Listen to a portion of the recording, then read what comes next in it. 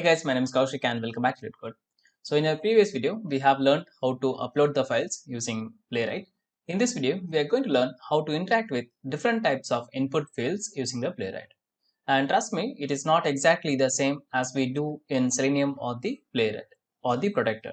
It's going to be a little bit different, but I will try my best to make it simple and clear. Okay, so let's get started now. In my editor, I have created a folder called inputs within the test folder, and there I have created a file called inputs.test.ts. Okay, and within the test file, we have a test suite, and the name is learn how to handle input fields. Okay, so let's create a before all. So before all in the sense it is going to execute before each and every test. So I'm going to make this as async, and then within this we are going to say so first we have to create the browser, right? So browser object, so browser equal to await, and we are going to say chromium dot launch, right? And of course we want to see the output, so as of now we'll use like headless, and that's going to be false. Okay, and then based on the browser we are going to create a context, so browser dot new context, and that's going to return me a context here, and of course await, right? And then with the help of context we are going to create a page. Okay, so new page, and that's going to return me the page here, right? So let page. Now of course I have created all the objects within the before all, that means within this scope I cannot use it further for my test. So I'm just going to move this, or yeah, I'm going to move all the objects to the suite level, right? So here I can say like let this one browser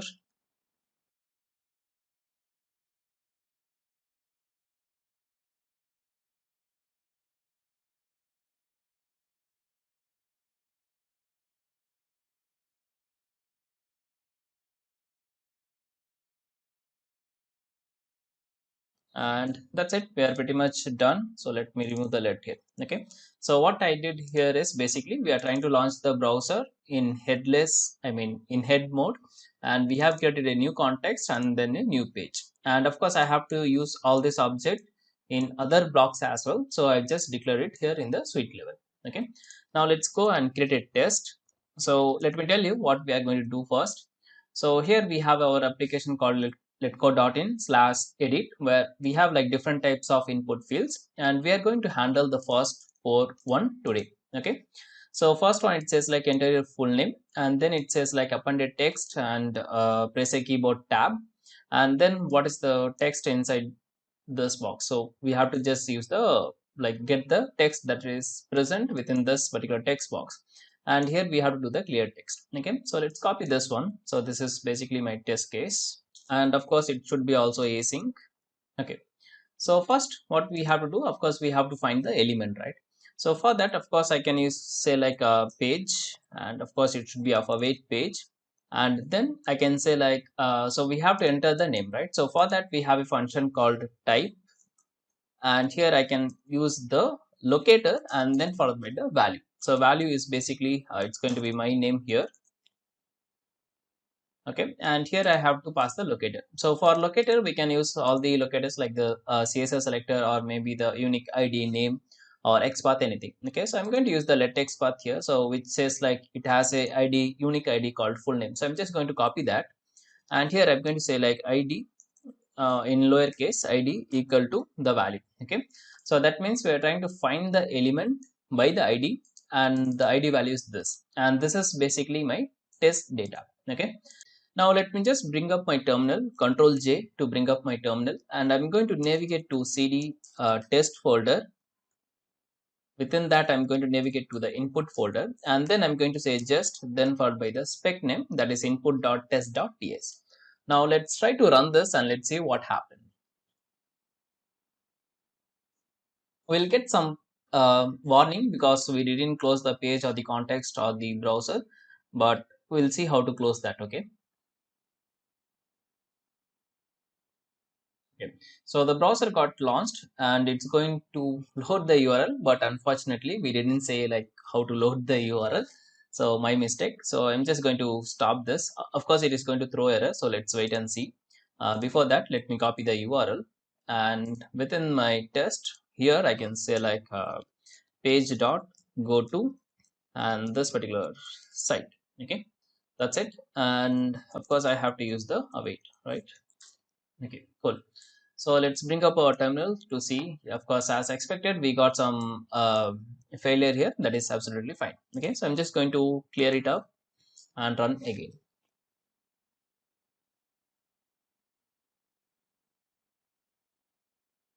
Okay, so browser got launched and letcode.in/edit is also launched, and here you can see the name has typed correctly. Okay, if I close the browser, we can see that we have some warning here, because of course the browser, the context, nothing, the page browser and the context is now not closed. So that's why we are getting the warning from the Jest. That's okay as of now. We'll close it once we complete all our test. Okay, so Control C to stop and Control L to clear. Now let's go to the second test. We can do this in another way as well. So here I'm saying like page.type and then I'm passing the locator. But instead of that, I can do it in another way as well. So here I can say like page dot this dollar symbol. So dollar symbol is basically used to find the locator. It can be anything. It can be ID, name, CSS, or even the XPath. Okay. So here, this time we are going to use this guy as a CSS locator. Okay. So I can give like this, not the dollar. It should be this symbol, right? Yeah. So this means ID equal to full name, right? Then what can I do is I can probably store it in a variable. Let's say that it's going to be name. Okay, and then I can say like name dot, and then I can use this function called type, and here I can pass my name. Now as soon as I do that, you have noticed something, right? So you can see basically we are getting this question mark, right? So it's like name question mark dot then followed by the type. So what is this question mark, or what we call this is basically it's a TypeScript feature. It is known as optional chaining. So let me show you the documentation. I will just leave this documentation in the description. Probably you can look at it in a deep. Okay, so optional chaining. Let me explain you in a brief like what is this. Okay, so here it's basically checking whether the element type is null or not. For example, when I say page dot this guy, this locators finding strategy, this element, it's basically going to return us the element handle that can be SVG element or HTML element or even a null.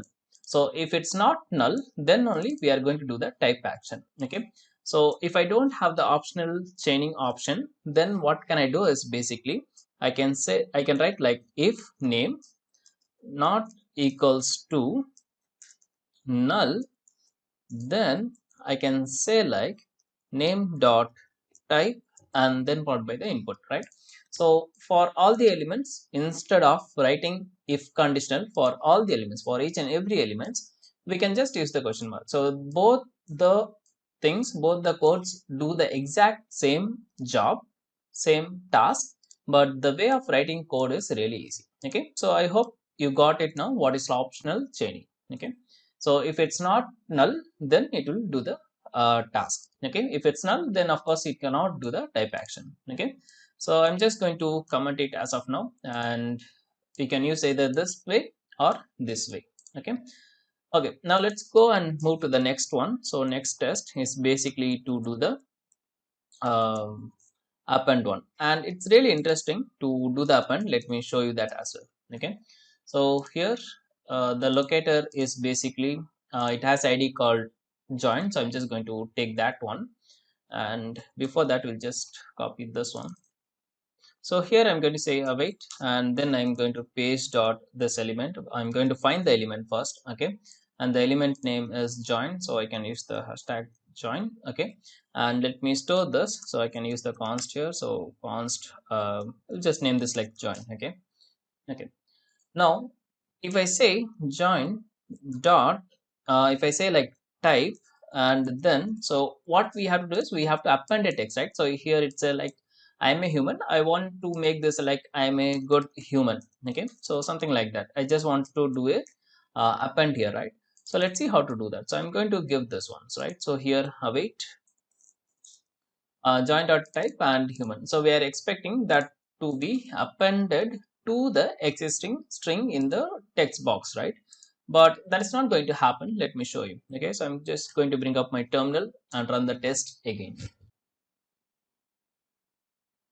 So watch carefully. So here in the first text box, the full name has typed. That is perfect.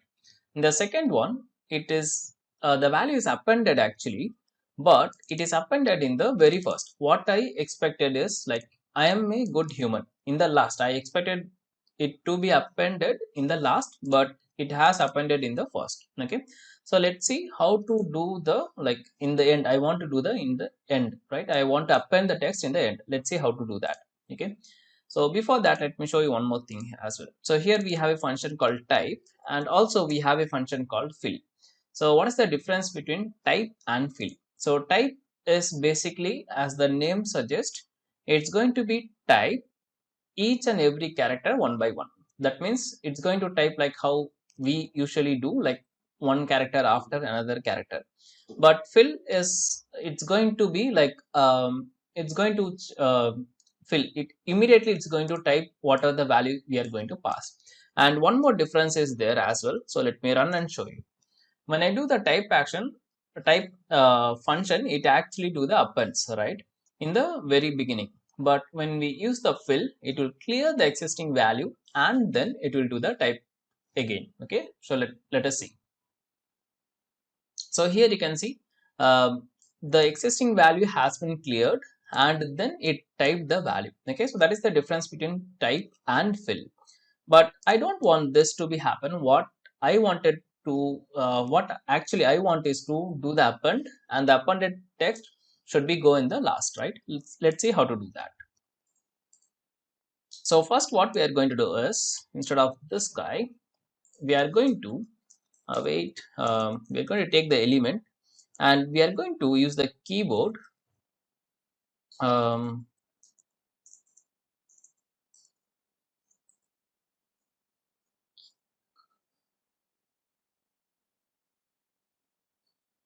Sorry, we are going to take the page dot keyboard dot press, and then I'm going to press like the end. Okay, so what I'm trying to do here is basically first of all we'll just focus on this particular element, right? So we'll say like await join dot focus. Okay, so focus is basically it's going to focus on that particular element.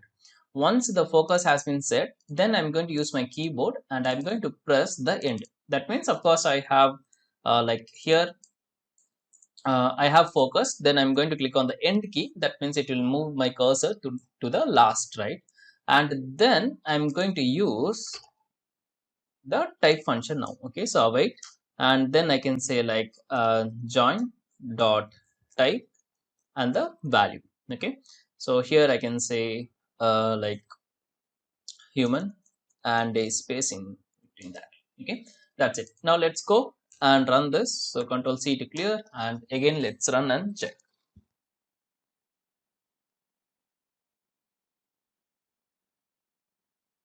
Okay, now you can see it has done the task as we expected. So it does the append, and of course the appended text is in the last version. That is what we wanted, right? So this is how we have to do the append in Playwright. So if you take Selenium, Senkeys basically do the appends, and it's just append in the sense, of course, it append to the last, right? But in Playwright, it is not the straightforward. We have to focus to that particular element, and we have to key press the end, and then we have to do that type. Okay, and here once we do the end, and if you instead of type, if you use fill, then of course it is going to remove the existing value, and then it is going to do the type action. Okay, so based on the scenario, we have to use either the type or the fill. Okay, now let's move to the next one. So it's asking me like what is inside the text box. That means I have to get this particular value, right? So of course that will be within this property called value, right? So here you can see value equal to r20kc. That is what we have here. So we have to basically use the get attribute that is available in Selenium, and the same function is available in the Playwright as well. Okay, so let me create another test here. So I'm going to create a test, and within that, of course, we can do it directly. So I can say like page dot we have a function called get attribute, and it needs to get two attributes, basically two values actually. So one is the locator, and the locator here is basically this get me. So I'm just going to copy and paste over here. By the way, I'm using the CSS, or else we can use also like id equal to this value. Okay, just in case if you want to use the XPath, let me show you that as well. Okay,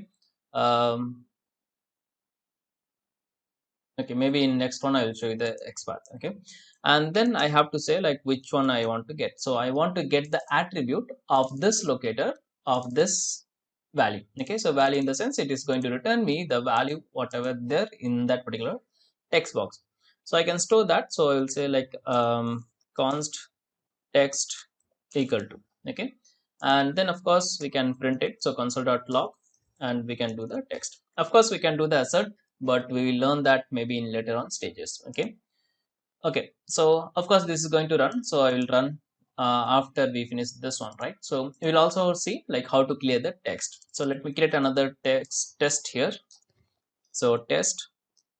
Okay, so how to clear? In Selenium we have a function called dot clear. Unfortunately we do not have the straightforward in Playwright. So what we can do is we can use the fill function. If you remember, I said that fill is basically used to delete all the existing value and type a new value, right? So here I'm going to say await page dot fill, and here I have to pass my locator first and then the value. So value is going to be empty, so nothing within the string, right?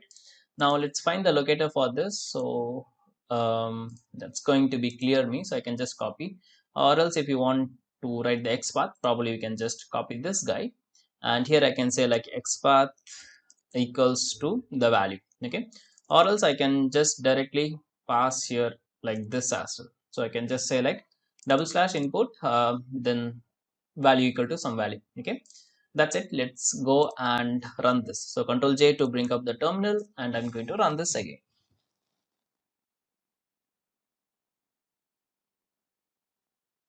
Okay, so here you can see the name is entered and the value is appended.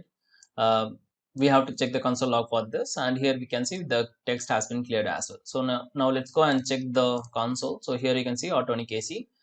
This is basically the text that is present inside the text box, and here we have some warning. Let us get rid of this as well. So before, in the before all, we are trying to launch everything. In the after all, that means after each and every test, not each and every test, I'm sorry. After all means after all the test blocks get executes, we are going to close the objects. Okay, or we are going to close. So here I can say like first we'll close the page. So page dot close, and do not forget to add the await, or else it will be really mess. And then I'm going to close the context dot close, and then I'm going to close the browser. Okay, so browser dot close. The way we opened, the same way we have to close. I mean the reciprocal way. So first we open the browser, so that's why we are closing it in the last. Okay. Now let's go and run for another time. So this time we should not see any of the warnings, right? Let's see.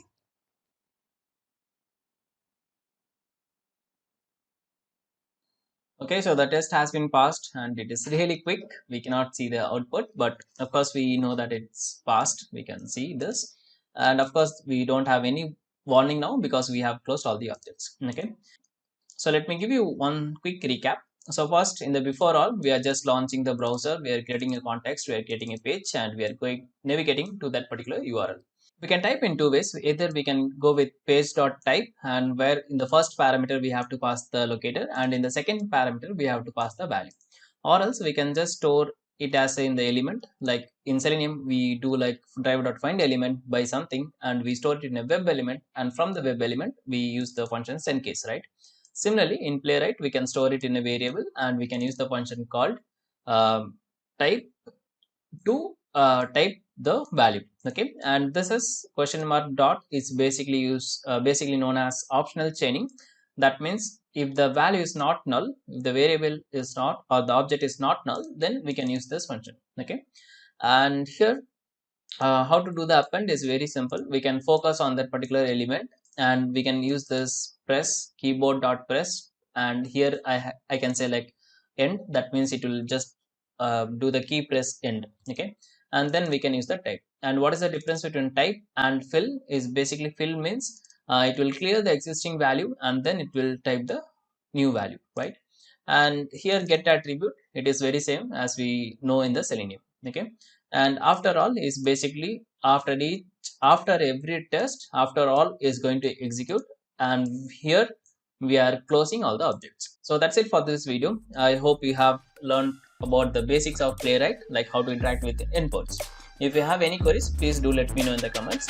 And if you are new to the channel, kindly do the subscribe and click on the bell notification so that whenever I upload a new video, you will get it. Okay, so thanks for watching. See you in the next one very soon.